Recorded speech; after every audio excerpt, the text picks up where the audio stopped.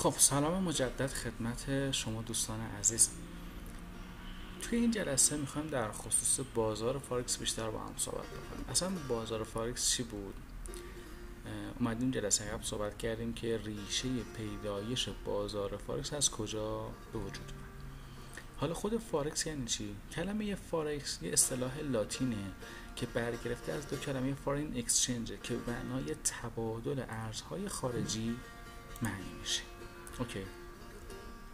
توی این بازار چی داده ستد میشه؟ به صورت خیلی ساده بخوایم بگیم پول خرید و فروش میشه. یعنی چی؟ مگه میشه؟ آره، یه مثالی براتون زدم جلسه قبل دیگه. شما میخوای بری امارات، میری توی صرافی ریال خودت رو میفروشی، درهم میخری. پس شما داری از در واقع خرید و فروش پول توی این بازار صحبت میکنی و انجام میدی. درست شد؟ اما امروزه بهتره دیگه به جای کلمه فارکس از بورس بین الملل استفاده بکنیم. چرا؟ چون وقتی که ما میگیم فارکس صرفاً محلی برای تبادل ارزهای خارجی، اما امروزه بروکرهای مختلف برای اینکه بتونن مشتری بیشتری بگیرن، علاوه بر جفت ارزها میان ابزارهای معاملاتی مختلفی هم در اختیار شما قرار میدن برای معامله. مثلا فلزات گرانبها مثل طلا، نقره، پلاتین، مس، آلومینیوم، کادمیوم، پالادیوم که هر بروکر بسته به خط مشی خودش میاد فلزات مختلفی رو هم برای معامله در اختیار معامله‌گر خودش قرار میده. یا نفت برنت، نفت وست تگزاس، در واقع دو نوع نفت مهم که امروزه داره معامله میشه، مبادله میشه. سهام کمپانی های معروف مثل مایکروسافت، آمازون، اپل، گوگل، باشگاه فوتبال مثل یوونتوس، مثل باشگاه در واقع انگلیسی لیورپول، که هر بروکرهای مختلف برای مشتری مداری از این ابزارهای مختلف هم استفاده میکنن که انشاءالله در بخش آخر خواهیم گفت که معامله این ابزارها عموما به صورت CFD هست. یا تو حوزه انرژی، بنزین، اتانول، متانول، یا تو حوزه محصولات کشاورزی، ذرت، سویا، گندم، اینها داره امروزه توی بروکرهای مختلف به معامله‌گرها ارائه میشه و معامله‌گرها استفاده میکنن. و حتی شما به جای اینکه بری با صرافی ها برای معامله ارزهای دیجیتال مراجعه بکنی، میتونید توی همین بروکرها هم این ارزهای دیجیتال رو معامله بکنید. اما این هم بگم که اندکی کارمزدش بیشتره. فارکس یه بازار غیر متمرکزه، ساختمون مشخصی مثل بورس تهران نداره. حجم معاملات روزانه بیش از چندین تریلیون دلار توی این بازاره، به نوعی که باعث شده اینجا بزرگترین بازار مالی جهان باشه که بازار نیویورک با تقریبا 23 میلیارد دلار حجم معاملات روزانه در مقابل بازار فارکس عملاً حرفی برای گفتن نداره. حجم معاملاتی بازار فارکس در مقابل بورس نیویورک، بورس ژاپن، بازار فرانکفورت، بازار سهام اروپا، بورس لندن خیلی خیلی بزرگتره و شما مقایسه بکنید با بورس تهران خودمون که در شرایط فعلی که ما الان در تیر ماه 1402 هستیم، ارزش معاملاتی حدود 6-7000 میلیارد یا 6-7 همت چیه؟ 6-7 همت. اوکی. خب و این باعث شده که حجم معاملات بازار نقدی به شدت توی بازار فارکس بالاتر باشه. ما توی بازار فارکس بچه‌ها 8 تا ارز اصلی داریم که به اونها میگیم میجور کارنسی، شامل یورو اتحادیه اروپا، پوند انگلستان، ین ژاپن، فرانک سوئیس، دلار کانادا، دلار امریکا، دلار نیوزلند و دلار استرالیا. 8 ارز اصلی ما هستن که بازار فارکس رو تشکیل میدن که بر مبنای این 8 ارز ما میتونیم چیکار بکنیم؟ 27 جفت ارز مختلف رو تشکیل بدیم و معامله بکنیم. اما این USD، EUR یا JPY یا GBP که هر سیمبل از 3 تا حرف تشکیل شده و نماد یک ارز کشور هست، 2 تا حرف اولش نشون دهنده اسم اون کشوره، مثلا یونایتد استیت US، و دی حرف سوم بیانگر ارز رایج اون کشوره، USD United States Dollars. اوکی. یا ژاپنیز ین یا گریت بریتیش پوند یا کانادین دلار. خب 2 حرف اصلی معرف اون کشور و حرف سوم معرف ارز اون کشوره که این ارزها یک اسم مستعاری هم دارن. مثلا به دلار امریکا باک هم گفته میشه، به یورو فیبر هم گفته میشه، به ین همون ین میگن، به پوند انگلستان کیبل هم میگن، یا به فرانک سوئیس سوئیسی میگن، یا به کد کانادا لونی میگن، به دلار استرالیا اوزی میگن و به دلار نیوزلند کیوی هم گفته میشه. حالا شاید براتون سوال پیش بیاد، آقا مگه ما نگفتیم که فرضاً USDش از یونایتد استیت گرفته میشه و دی نشون دهنده دلاره؟ خب چرا برای سوئیس فرانک، برای فرانک سوئیس این متفاوته؟ مگه حروف اول سوئیس SW نیست، چرا CH هست؟ برید یه بررسی بکنید توی اینترنت ببینید که چرا نماد فرانک سوئیس با CHF مشخص میشه. اوکی، به عنوان تمرین که این رو برید حتما انجام بدید. خب یه مثالی، یه وقتی شما ین میخرید در واقع دارید یک سهم در اقتصاد ژاپن میخرید. شما بررسی کردید که آقا اقتصاد ژاپن داره قوی تر میشه، پس من هم میام چکار میکنم؟ سهمی از اقتصاد ژاپن رو خرید میکنم، چون اقتصاد ژاپن شرط مطلوب داره و در آینده هم بهتر میشه. پس میام ین رو میخرم تا در آینده ین گرونتر بشه و گرونتر بفروشم و بازده کسب کنم.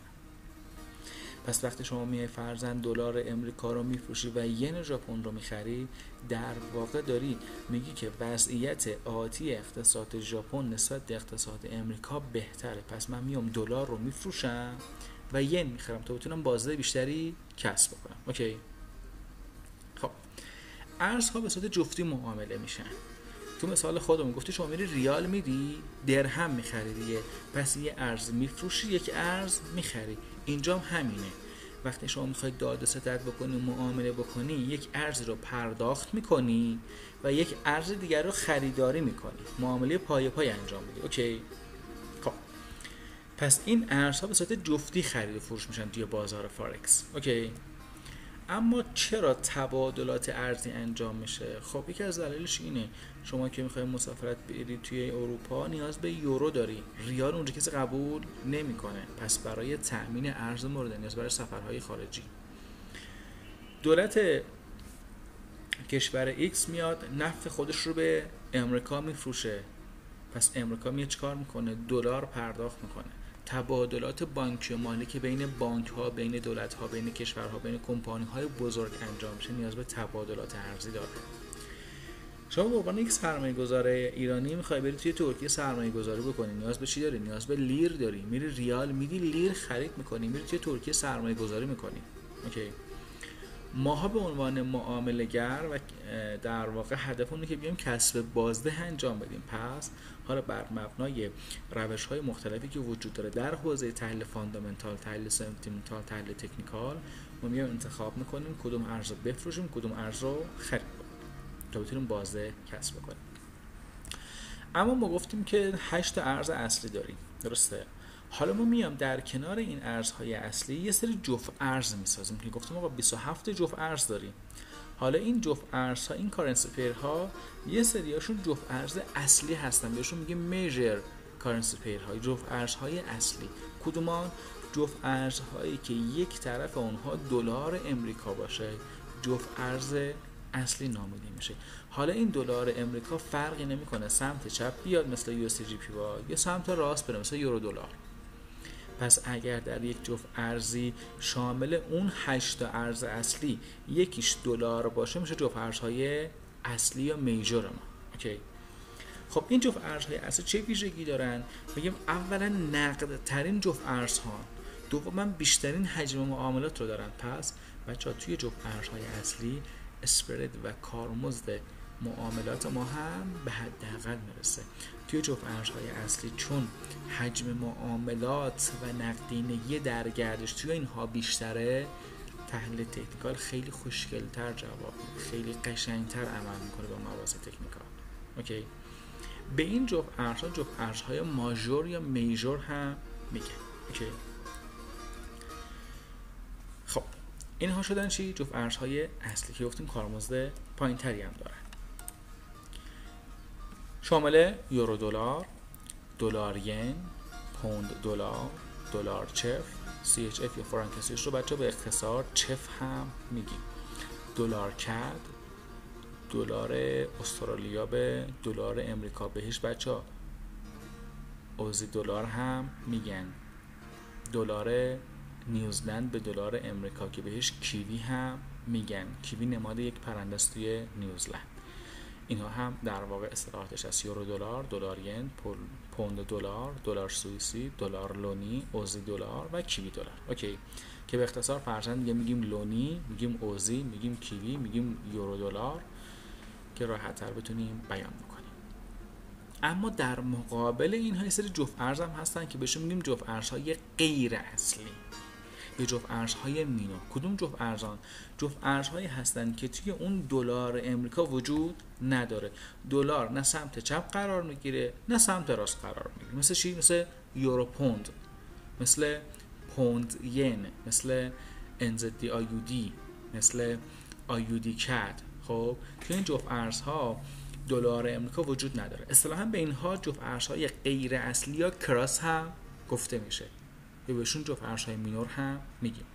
که توی این جفت ارزها سه تا ارز یورو، پوند و ین بیشترین حجم معاملات داره. پس دلار، یورو، پوند، ین 4 تا ارزی هستن که نسبت به فرانک، نسبت به دلار استرالیا، نسبت به دلار کانادا و نسبت به دلار نیوزلند حجم معاملات و نقدینگی در گردش بیشتر توی اونها وجود داره، به خصوص یورو دلار. خب بیایم کراس‌های ین رو با هم بررسی کنیم. کراس‌های ین یعنی جفت ارزهایی که در کنار ین هستن به استثنای جفت ارز دلار ین. خب کراس‌های ین میشن چی؟ میشه یورو ین که اصلا بهش یوپی هم بچه‌ها میگن، پوند ین که بهش گوپی هم میگن، چف ین، کد ین، اوزی ین و کیوی ین. اینها میشن کراس‌های ین. کراس‌های یورو مثل یورو چف، مثل یورو پوند، مثل یورو لونی، مثل یورو اوزی، مثل یورو کیوی که به اینها کراس‌های یورو میگن. کراس‌های پوند که بهشون پوند چف، پوند اوزی، پوند لونی، پوند کیوی هم میگیم. بچه اینجا دیگه فرقی نمیکنه، عملاً شما یورو پوند رو بگی کراس پوند یا کراس یورو، توی هر دو تاش اشتراک داره. منتها چون یه بار تکرار کردیم توی این جدول دیگه اضافه نکردیم. و سایر کراس‌ها مثل اوزی چف، مثل اوزی کد، مثل اوزی کیوی، مثل کد چف، اینها کراس‌های دیگری هستن که توی بازار وجود داره. به اینها میگیم بچه‌ها چی؟ به اینها میگیم کراس‌ها. اما یه نکته‌ای وجود داره بچه‌ها، اینو دقت بکنید. توی بازار فارکس بیش از 80% معاملات و مبادلات بر مبنای دلار امریکاست. یعنی دلار امریکا توی مبادلات ما نقش داره. یورو توی تقریباً 40% معاملات نقش داره، ین توی 19%، پوند حدود 13%. اما سوال اینه که آقا جمعش شد 200%، مگه میشه؟ بله. چرا؟ چون گفتیم که این معاملات جفت ارزن. مثلا میگیم دلار ین هم دلار نقش داره هم ین. اوکی، پس جمعش چون به صورت جفت ارز هستن میشه 200. خب اما سوال چرا دلار پادشاه ارز هاست؟ چرا دلار به عنوان ارز اصلی و رفرنس در نظر میگیریم؟ اولا باید قبول کنیم که اقتصاد امریکا بزرگترین اقتصاد در دنیاست. باید قبول کنیم که حداقل تا این لحظه اکثر معاملات و مبادلات دنیا بر مبنای دلار امریکا داره انجام میشه. ما میام نفت میفروشیم، پولش رو به دلار میخریم، خدمات ارائه میکنیم به یک کشور دیگه، پولش رو به دلار در واقع از اون کشور میگیریم. اوکی، دلار به عنوان ذخیره ارز در جهانه. خب تو این چند سال اخیر تو کشور خودمون میبینیم که دلار با افزایش قیمت همراه شده. چرا؟ چون دلاری که توی به عنوان ذخیره ارز کشورمون بود به حداقل مقدار ممکنه خودش رسیده. از اون طرف هم نقدینگی رو رشد میکنه، پس دلار افزایش پیدا میکنه قیمتش. با ایالات متحده بزرگترین و نقدترین بازار مالی در جهانه. امریکا یک ثبات نظام سیاسی و اقتصادی فوق‌العاده‌ای داره. ابرقدرت نظامی دنیاست، از نظر علمی در رأس کشورهای دنیاست. معاملات فرامرزی توی دنیا بر اساس دلار داره انجام میشه که خدمتتون عرض کردم. ما بچه‌ها علاوه بر جفت ارزهای ماژور و جفت ارزهای مینور، یه سری جفت ارزهای غیر معمول هم داریم که اصطلاحاً بهشون اگزوتیک ها میگیم. اگزوتیک ها شامل یک ارز اصلی هستند در مقابل یک ارز یک کشوری که اقتصادش در حال توسعه است، مثل ترکیه، مثل USDTRY یا دلار امریکا به لیر ترکیه، یا پوند انگلیس به دلار سنگاپور، یا دلار به یوان چین، یا دلار به پزوی مکزیک USDMXN. به اینها بچه اگزوتیک ها میگیم. خب ما سراغ اگزوتیک ها نمیریم. چرا؟ خب اولا این ابزارها حجم معاملات توشون پایین‌تره، نقدچندگی کمتری دارن.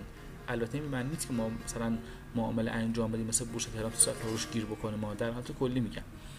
دوما چون نقدچندگی اینها پایین‌تره، اسپرد و هزینه‌های معاملاتی بالاتری دارن.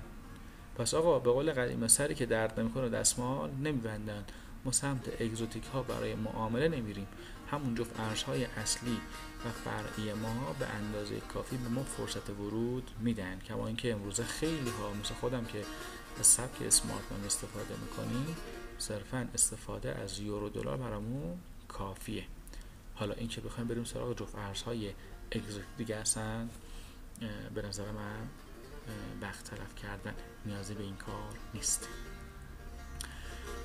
USD زر یا دلار راند، دلار امریکا به افریقای جنوبی، USD MXN یا دلار پزو یا دلار کرون، اینها جفت ارزهای غیر معمول یا اگزوتیک هستند که توی خیلی از بروکرها میتونید اینها رو ببینید.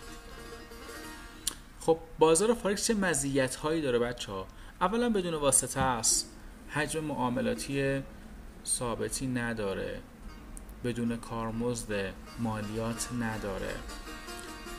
شما اگر دقت بکنید هزینه‌ای که بابت کارمزد کمیسیون در معاملاتتون در بازار فارکس به کارگزار میپردازید، در مقابل هزینه‌ای که تحت عنوان کارمزد به کارگزاری بورس تهران میپردازید بسیار بسیار ناچیزتره.